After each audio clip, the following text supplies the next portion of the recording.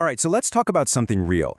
Do you ever find yourself tearing up maybe a little more easily than other people? Well, if you do, this is for you. We're about to completely change the way you think about that because we're going to flip the script on what it really means to be someone who cries easily. I mean, does this sound familiar? How many times have you heard this? Or maybe even told yourself that you're just too weak or way too sensitive? It's this label that gets slapped on people, right? The idea that you just can't get a grip on your emotions. But what if that's all wrong? Because that's exactly what psychology is telling us now. The truth is actually so much deeper, and honestly, a lot more powerful. It turns out this has nothing to do with weakness. It's all about how your brain is uniquely wired.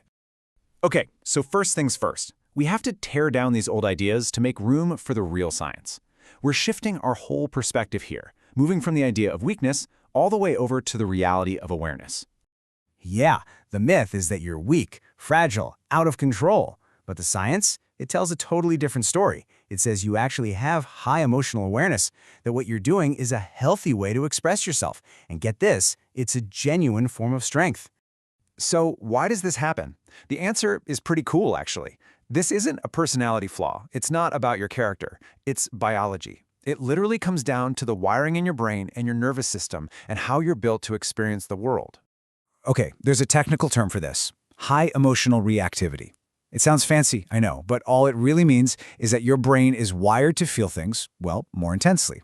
You don't have more emotions than anyone else. You just feel them faster and with a lot more clarity.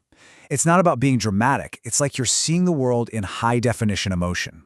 So here's how it works, basically in 3 steps. 1, you feel an emotion and you feel it fast.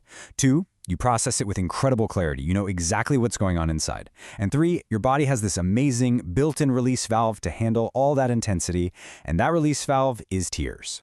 Think about that for a second. Crying isn't a breakdown, it's a biological reset. It's not you losing control. It's your body brilliantly taking care of itself, hitting a reset button so you don't get overwhelmed.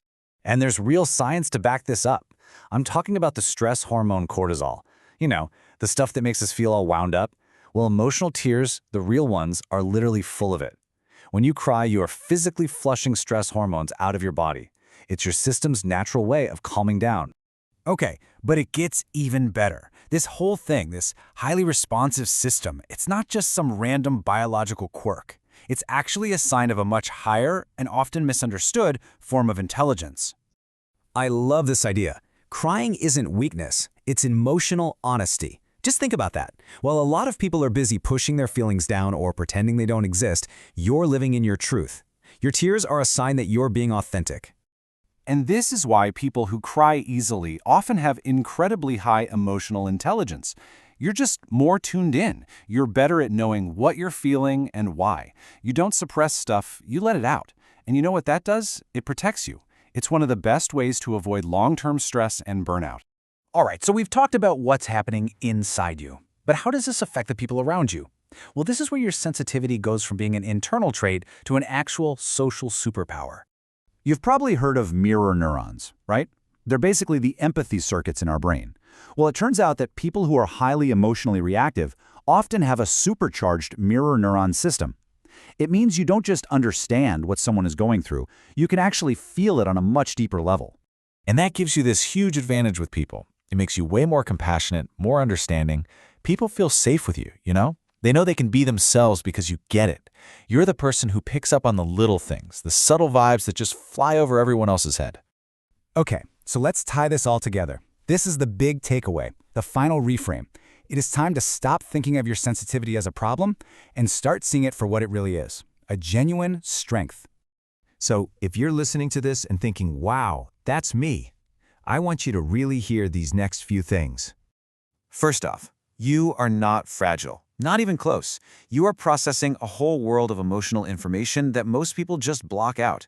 That takes serious resilience. Next, you are emotionally aware. You have a direct connection to your feelings. That's a skill people spend years in therapy trying to learn. And maybe the most important part, you are wired to feel life more honestly than most. You don't just skim the surface. You experience the full depth of it. I really want you to let that sink in. This isn't just some feel-good pep talk. This is backed by science. Your sensitivity isn't a flaw. It's a form of strength that most people just don't have. So I'll leave you with this question to think about. What would change for you if you started to believe that your sensitivity isn't a flaw at all? What if it's actually your greatest strength?